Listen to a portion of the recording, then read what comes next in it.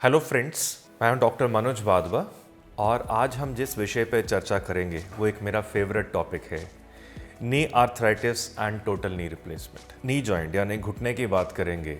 ये बॉडी का सबसे इम्पॉर्टेंट और सबसे बिगेस्ट जॉइंट है। It's a hinge joint. इसमें 3 बोन्स हमारे जॉइंट को हेल्प करती हैं। एक है हमारी जांघ की बोन यानी कि थाई बोन का डिस्टल एंड ऑफ फीमर, हमारी शिन बोन यानी कि लेग बोन टिबिया का अपर एंड, और इसके ऊपर नी कैप यानी पटेला होता है। ये सब चीज़ें मिलकर हमारा एक नॉर्मल जॉइंट बनाती हैं। जितने हमारे जॉइंट के एरियाज़ होते हैं उसमें स्मूथ गिस्निंग लेयर होती है, वाइट कलर जो आप देख रहे हो, जिसे हम कार्टिलेज कहते हैं। ये ऊपर की सतह, ये ऊपर की परत होती है और इसकी लुब्रिकेशन ही है जिससे कि हमारी बोन्स आपस में मूव करती हैं, कि तब भी हमारा जॉइंट हमें फुल मूवमेंट देता है। घुटना मोड़ना, थोड़ा हाई अमाउंट ऑफ रोटेशन, ये सब इसकी वजह से आती है। और इसके अलावा इसके आसपास के मसल्स और लिगामेंट्स होते हैं। इसी के साथ साथ क्योंकि हम आर्थराइटिस की बात कर रहे हैं, मैं एक विषय पर बताना चाहूँगा। ये बड़ी बार होता है, डॉक्टर साहब मेरी गैप ख़त्म हो गया है, गैप आ गया है, बिकॉज ये काफ़ी कंट्रोवर्सी होती है। एक नॉर्मल जॉइंट में दोनों तरफ इस तरह का स्पेस होगा जिसे गैप कहते हैं। अगर आपका गैप ख़त्म हो गया मतलब जॉइंट डैमेज हो रहा है। तो नॉर्मल में हमारा कोई पोर्शन दूसरे से रब नहीं करता। अब जैसे जैसे हमारी एज बढ़ती है, हमारे कार्टिलेज का वेयर एंड टेयर होता है। जैसे मान लीजिए पेंट समय पड़ने से हमारा पेंट खराब होना शुरू हो जाता है, हमारे बाल सफ़ेद होने शुरू हो जाते हैं, हमारी रिंकलिंग होनी शुरू हो जाती है। इसी तरह से विद एज कार्टिलेज का वेयर एंड टेयर होता है। अब ग्रेजुअली एक स्टेज आई जहाँ पर हमारा कार्टिलेज वेयर हो गया और उस स्टेज पे हमारी बोन्स आपस में रब करना शुरू हो गई। इसे हम आर्थराइटिस कहते हैं।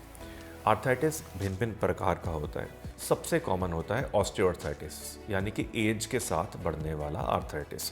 मैं 40-45 तक बिल्कुल बढ़िया था, 50 तक मेरे को सिनेमा हॉल में मूवी देख के उठते समस्या आती थी, गाड़ी से बाहर निकलते आती थी, लाइक अ स्टार्टिंग ट्रबल। और उसके बाद मैं ठीक चलता था।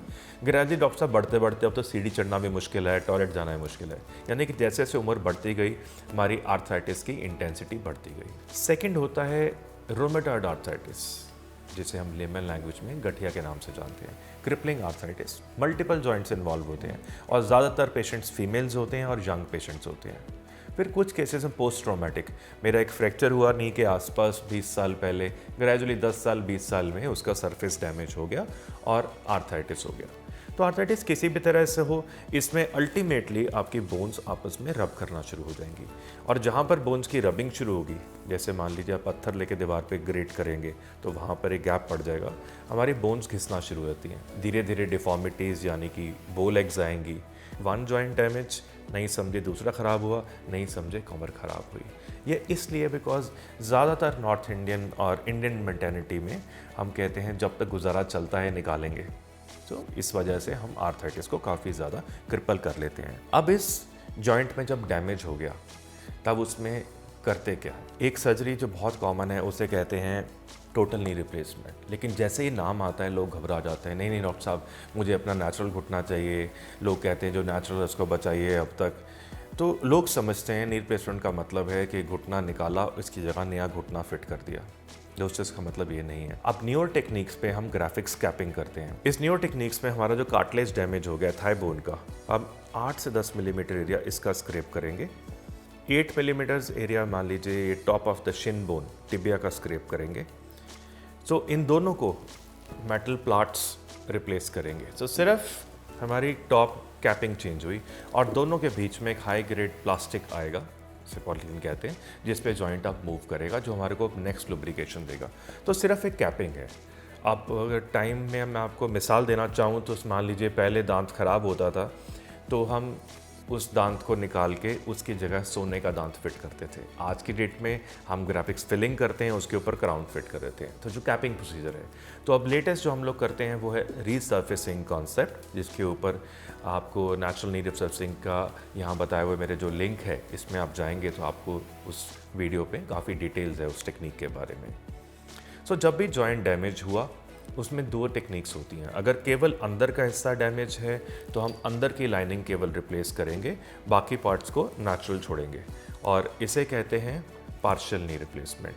अगर मेरी लाइनिंग फुल डैमेज्ड है तो कंप्लीट लाइनिंग होगी, जिसे कहते हैं टोटल नी रिप्लेसमेंट।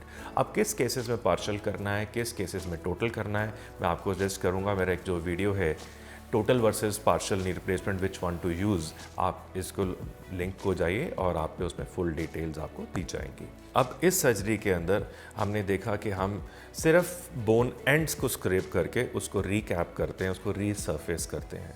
अब इसकी अलग अलग डिटेल्स हैं।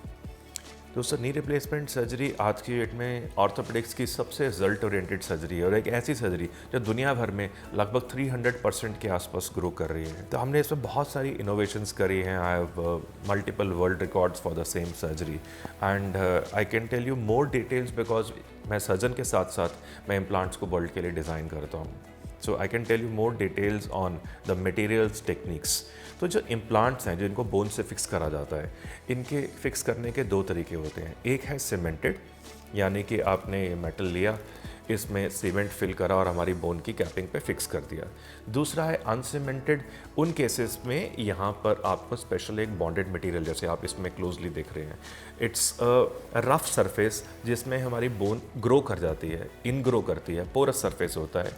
लेकिन हम इंडियन सिस्टम्स में ज़्यादातर सीमेंटेड सिस्टम्स को यूज़ करते हैं। एक टेक्नोलॉजी में जो दूसरी इनोवेशन इम्प्लांट्स में आई, वो आए हाई फ्लेक्शन जॉइंट रिप्लेसमेंट्स। हम सब चाहते हैं कि हमारे घुटने प्राकृतिक तौर पे उसी तरह से बेंडिंग दें जैसे कि हमारे नॉर्मल जॉइंट पे। यानी कि अगर हमें स्टेयर क्लाइंबिंग करनी है, अगर मान लीजिए हमें गार्डनिंग करनी है, गोल्फ खेलना है, नीलिंग करनी है, स्क्वाटिंग करनी है, कुछ हद तक पैरों के बाहर बैठना है, तो we need our joints to bend more than 120 degrees.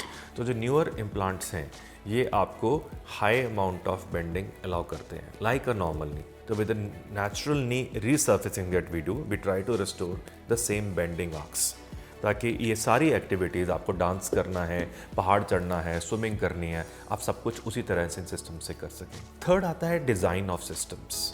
Design में इम्पॉर्टेंट है कि हमारे घुटने के बीच में ये लिगामेंट्स होते हैं, जो ये पोस्टीरियर क्रूशिएट लिगामेंट हमारे नी का बहुत इंपॉर्टेंट स्टेबलाइज़र है। आप उसको रिटेन करते हैं या सब्स्टिट्यूट करते हैं। Like my personal choice is to retain. Retain जब करेंगे तो इस तरह से उसके अंदर नेचुरल लिगामेंट्स ग्रो करेंगे। अगर आपने उसको काटा है तो उस सिचुएशन में इसे कहते हैं पोस्टीरियर स्टेबलाइज्ड इम्प्लांट। ये भी अच्छी सीरीज है इसकी भी। आपने लिगामेंट निकाल दिया, उसकी जगह पे प्लग फिट कर दिया। बट मेरे अकॉर्डिंगली लिगामेंट प्रिजर्विंग इसलिए इंपॉर्टेंट है क्योंकि एक तो आपकी नेचुरल स्ट्रेंथ रहती है, आपकी नेचुरल फीलिंग रहती है, प्रोप्रियोसेप्शन रहती है, और उसके अलावा भगवान ना करे कभी आपको रीडू करना पड़े तो आपके पास रिटेनिंग बोन रहती है। CR versus PS। CR मतलब क्रूशिएट रिटेनिंग लिगामेंट, PS मतलब जहां हमने उसको सब्स्टिट्यूट कर दिया। अब आया अगला third thing on the design, which is biomaterials. Biomaterials means किस मटेरियल का इम्प्लांट बना हुआ है।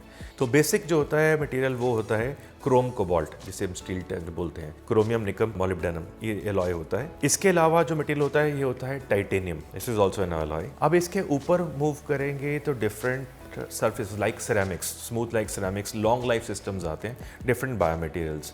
It can be this black substance called as Oxinium, या अभी लेटेस्ट इस तरह की गोल्ड कोटिंग्स आती हैं, हम इसे गोल्ड कोटिंग कहेंगे।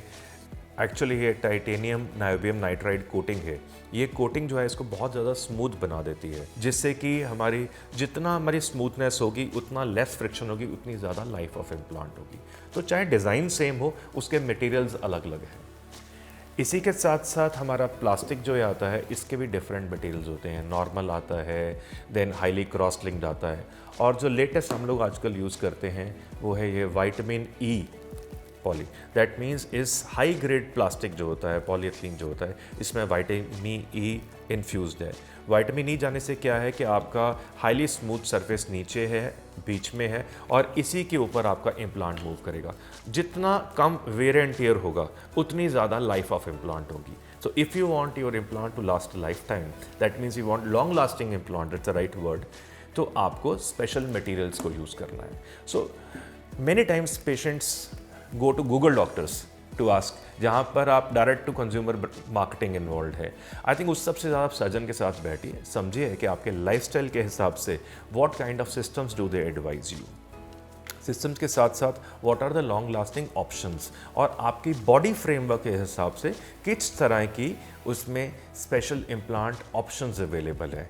जैसे मान लीजिए ये इम्प्लांट है, अगर किसी का नैरो हो तो इसका ऊपर का सरफेस नैरो है, यहाँ का ऊपर का सरफेस ब्रॉड है तो फिटिंग हर एक की अलग है। ऐसा नहीं होता कि हर एक को लीवाई की जीन्स ही बेस्ट फिट आएगी। So it's a different fit. I would say somebody would say मुझे 44 की शर्ट आती है, but a tailor would think differently. 44 regular, 44 slimmed version, 44 slim fit और fitted. There are different kinds of frames.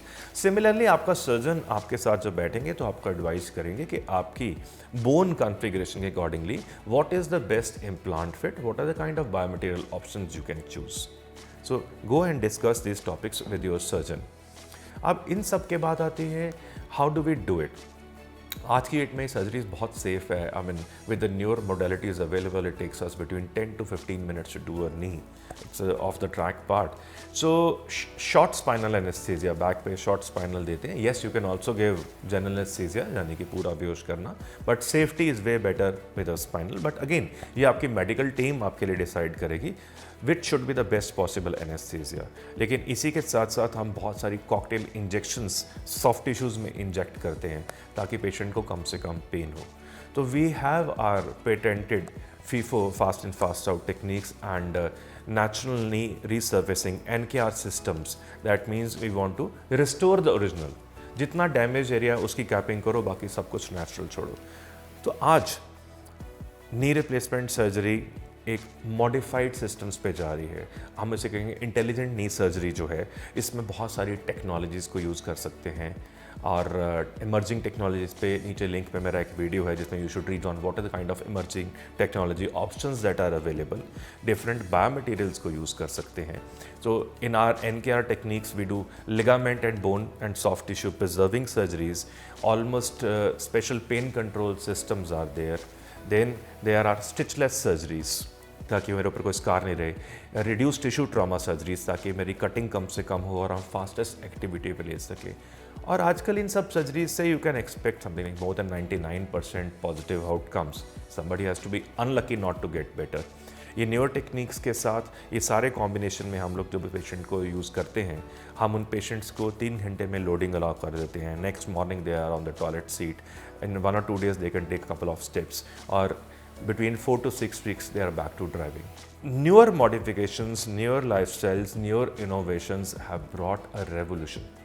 हम सब जानते हैं कि जब भी हमारे घुटने में आर्थराइटिस आए, हमें सब नॉन सर्जिकल ऑप्शंस को एवेलुएट करना है। ये नॉन सर्जिकल ऑप्शंस की डिस्क्रिप्शन में मैंने एक वीडियो दिया हुआ है जिसको आप लॉग इन कर सकते हैं to understand what are the non surgical options. यदि आपकी नॉन सर्जिकल ऑप्शंस फेल कर जाएं तो उस समय आपके लिए रामबाण अभी भी लाइव है, and that is a to TKR. TKR will bring you back to life. TKR will bring you your दूसरा बचपन back in. So don't have a hesitation. Go back to your surgeon, discuss on the options, understand the pros and cons. Once you're on a positive note, you're always going to enjoy a good quality of life. Thank you.